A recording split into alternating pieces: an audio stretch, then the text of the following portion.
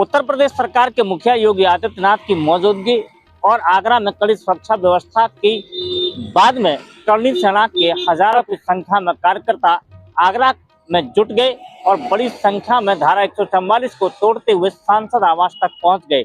Police को इस बात का एहसास तक नहीं हो सका कि सपा सांसद के आवास पर यह लोग पहुंच करके किसी बड़ी घटना को अंजाम दे सकते हैं। हालांकि कुछ ही पुलिसकर्मी उन्हें रोकने में लगे रहे। बड़ी संख्या में करणी सेना के पदाधिकारी सांसद रामजीलाल सुमन के आवास पर पहुंच गए, जहां पर उन्होंने आवास के सामने रखी गाड़ियों में तोड़फोड़ी नहीं की, अपितु वहां पर कुर्सियों को तोड़ डाला और घर पर बुरी तरीके से पथराव भी किया है। हालांकि इस पथराव में किसी के चोट नहीं आई है, क्योंकि वहां मौजूद पुलिसकर्मियों ने करणी सेना के पदाधिकारियों को रोकने की कोशिश की है और उसके बाद में उन पर लाठीचार्ज भी कर दिया है। हालांकि कई लोगों को पुलिस ने गिरफ्तार कर लिया है और आगे की कार्रवाई में जुट गई है। आगरा में सपा सांसद जी के एक बयान से आक्रोशित होकर आज करणी सेना के नेतृत्व में कुछ लोग यहाँ बवाल करने आए हुए थे। पुलिस टीम ने जगह जगह बैरिकेडिंग करके इनको रोकने की योजना बनाई हुई थी और इनको अलग अलग जगहों पे रोका गया है। लोगों को हिरासत में भी लिया गया है। इनके आवास पे जो पुलिस टीम लगी हुई थी वहाँ पे भी कुछ लोग अपनी पहचान छुपा के और इधर उधर से बसते हुए पहुँचे हैं और इन्होंने माननीय सांसद जी के आवास पे पत्थर मारे हैं, तोड़फोड़ करी है। इसका पुलिस ने न्यूनतम बल प्रयोग करते हुए इन लोगों को पकड़ा है, रोका है और खदेड़ा है। इसमें अग्रिम कार्रवाई की जा रही है। कितने लोग पुलिसकर्मी कितने टोटल क्या नाम है? हाँ, वो लिस्ट अभी तैयार हो रही है। हमारे कई पुलिसकर्मी अलग अलग जगह पे लोग पकड़े गए हैं। उनकी अभी गिनती करी जा रही है कितने लोग पकड़े गए हैं। तो जहाँ से ये इकट्ठा सोशल मीडिया पे वीडियो डालते हैं, हाँ ये इकट्ठा हुए वहाँ से 15 किलोमीटर। हाँ, ये कैसे आए? क्या पुलिस ने हर जगह रोकने की इनको कोशिश की है और अलग अलग जगहों पे पकड़ के इनको रोका भी गया है। लेकिन ये भी अलग अलग रास्तों से छिपकर पहचान छिपा के और अलग अलग माध्यम से पहुंचे हैं, तो जिसके लिए पुलिस ने लगातार कार्रवाई करी है और इसीलिए कोई बड़ी घटना होने से रोका भी गया है। तो पुलिस भी लगातार इसमें बहुत शक्ति से अपना काम कर रही है। चौराहे पर सुबह 10 बजे से 12 बजे तक ये वहाँ रहे, वहाँ पर ही ऐसा पोस्ट क्यों नहीं लगाया गया?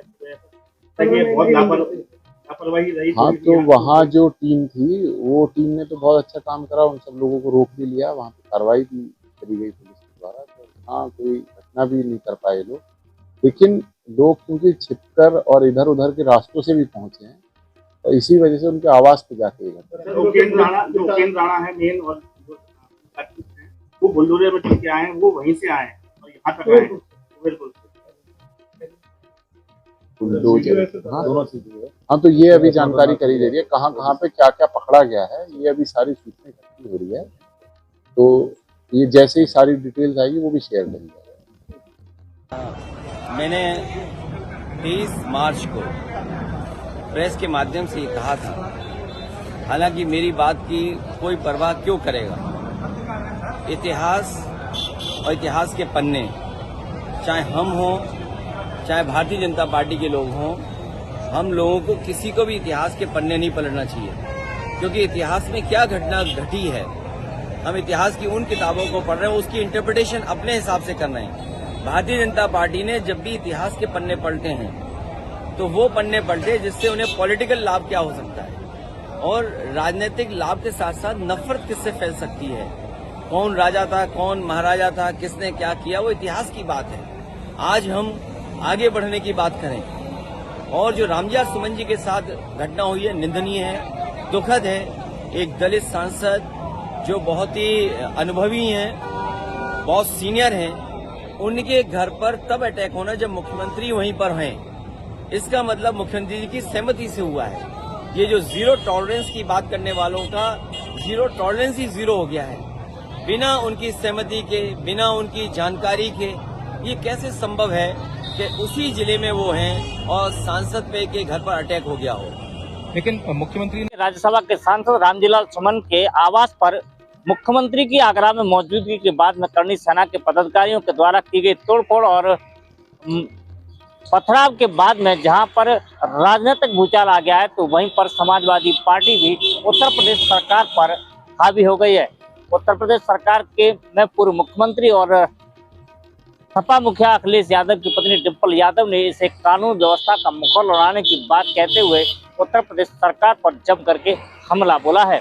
देखेंगे उत्तर प्रदेश के हालात, जहां अब सड़कों में बम फूट रहे हैं, जहां महिलाएं सुरक्षित नहीं हैं, और कहीं ना कहीं ये सरकार की जिम्मेदारी बनती है। ऊपर से मेंबर ऑफ पार्लियामेंट के घर अगर इस तरह की घटना आपको हो रही है, जिस तरह आपने संज्ञान अपने बात लाए हैं, क्योंकि हम तो अंदर से हमें इतना इस बात का संज्ञान है, तो बहुत ही दुर्भाग्यपूर्ण है। और आप ये क्या संदेश देना चाहते हैं हमारी सोसाइटी को, और इससे जो यंगर जनरेशन है वो क्या सीखेंगे, किस तरह का उपद्रव जो है मचाया जा रहा है पूरे उत्तर प्रदेश में। मैं समझती हूँ सरकार को उस पर स्ट्रिक्ट एक्शन लेना चाहिए, और अगर कोई लोग संपर्क भी करते हैं शासन और प्रशासन से, तो ये शासन प्रशासन वाले समय पर नहीं पहुंचते हैं, जानबूझ के नहीं पहुंचते हैं, और कहीं ना कहीं ये सरकार द्वारा कराई हुई पूरी हरकत है कि लोग घरों तक पहुंचे हैं और आम पब्लिक भी मैं समझता हूँ अब सुरक्षित नहीं है। सत्ता संरक्षण प्राप्त लोग हैं जो इस तरह की घटना पर उतर आए। कितने लोग थे, कितनी संख्या रही होगी जो घर पे पहुंचे, और लोग कौन थे वो? लोग सोशल मीडिया के माध्यम से पता चला कि कुछ करणी सेना के पदाधिकारी थे, और जैसा कि आप सब जानते हैं कि इस समय राज्यसभा लोकसभा चल रही है, सांसद दिल्ली में है, घर पे केवल बच्चे हैं, लेकिन जिस तरीके से प्रशासन की मौजूदगी में आज घर तक लोग हमला बोल रहे हैं, तो ये सोचना पड़ेगा सत्ता को और प्रशासन को कि लोग किस तरह सुरक्षित हैं। क्या लगता है कि प्रशासन की चूक रही या यहाँ पर सुरक्षा में कमी मानते हैं? सोशल मीडिया के माध्यम से जब ये पता चला कि लोग इस तरह का आचरण अपना रहे हैं और इस तरह की धमकी दे रहे हैं, तो जो परिवार से जुड़े हुए लोग हैं वो सुबह से इकट्ठे हुए, किसी को बुलाया नहीं गया, किसी को कोई बात नहीं की गई, लेकिन उसके बाद भी जो लोग आए उनको पूरी तरह से संरक्षण करा। आप पूरी वीडियो देखिए, सब गाड़ियाँ तोड़ी गई हैं, घर पर पथराव किया गया है, लाठी डंडे और हत्थे रो रहे वो सब साथ में करके आए थे। तमाम लोगों की चोट आई हैं और पुलिस प्रशासन के कई लोगों के चोटें आई हैं, लेकिन उनकी मौजूदगी में पूरी घटना हुई है। आपकी सोसाइटी के दोनों गेट पहले से पुलिस ने बंद करवा दिए थे, फिर अंदर कैसे घुसा ये लोग?